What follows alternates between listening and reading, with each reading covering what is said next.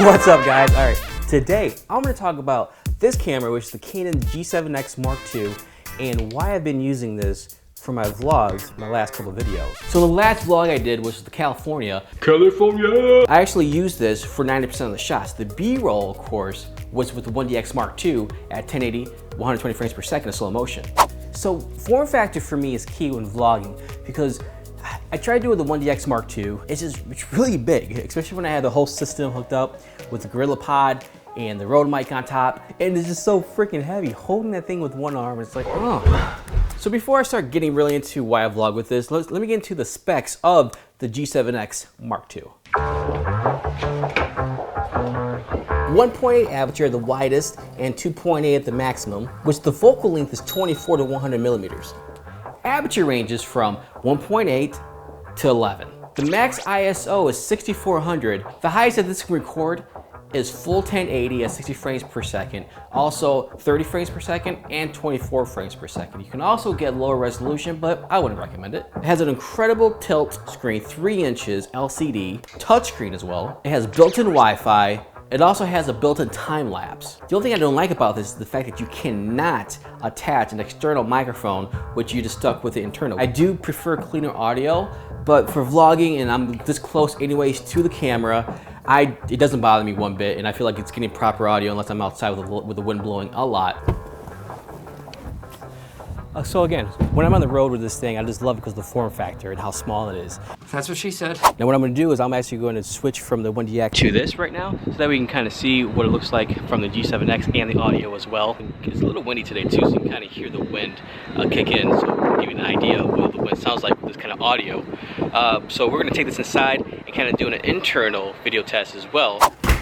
Now, I'm not sitting here saying that I'm not going to use the 1D X Mark II for vlogging anymore. I'm just saying I prefer the G7X right now because of the portability. Again, it's just a matter of preference and where I'm going or how I want to shoot that day, because I still like to shoot my B-roll all with the 1D X Mark II in 120 frames per second. So this is the G7X footage with the audio as well. And I'm not sure if I mentioned this, but it does have a touch screen, also touch to focus, which is nice. And it's really fast.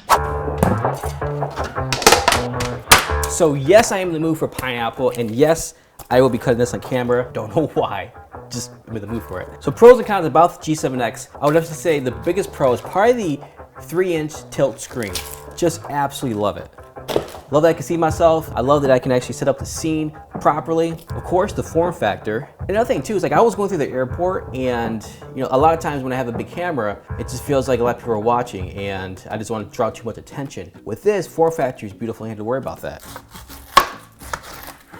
Oh no, it's actually not ripe yet. The bottom is, but the top's not. So it tastes really sour. Usually I like my pineapple really sweet, so I guess I'm gonna cut it up anyways.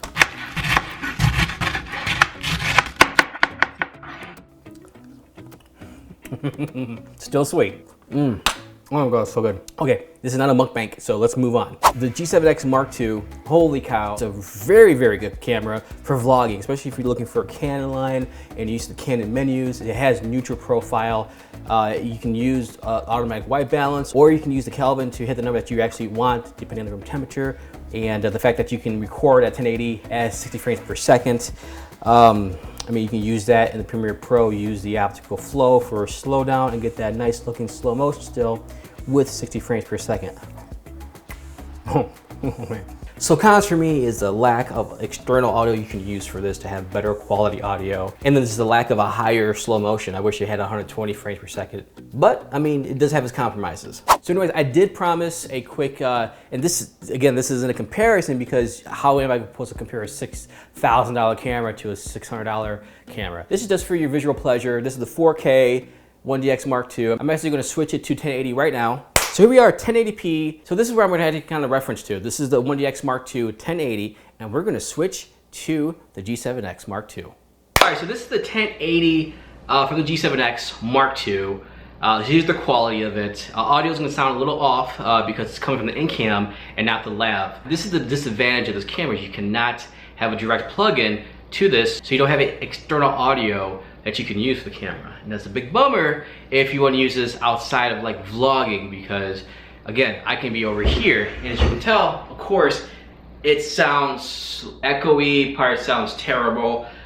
Maybe if you're more of in an enclosed room, it'll sound better. And I'm about, see, that's one arm, about 2 arm lengths right now from the camera. Of course, I mean, you can record off cam. I mean, that's what I used to do. I used to have a Canon T2i, and I used to have, I think it was an H4n, or a Zoom Haney microphone recorder, and I used to just record off cam externally and then just kind of sync and post. It was just, but doing that is just an extra step that I hated. But if you're still doing that any workflow, then you can compromise with this as well. So, and there goes your external. So there it is. But anyways, let's get back to 4K. All right, back to 4K 1DX Mark II. Anyways, I hope you guys like this video. Again, this is me just talking about the G7X Mark II and the fact that I've been using this for my last couple of vlogs, and I will continue to use it until I just maybe want to use something else.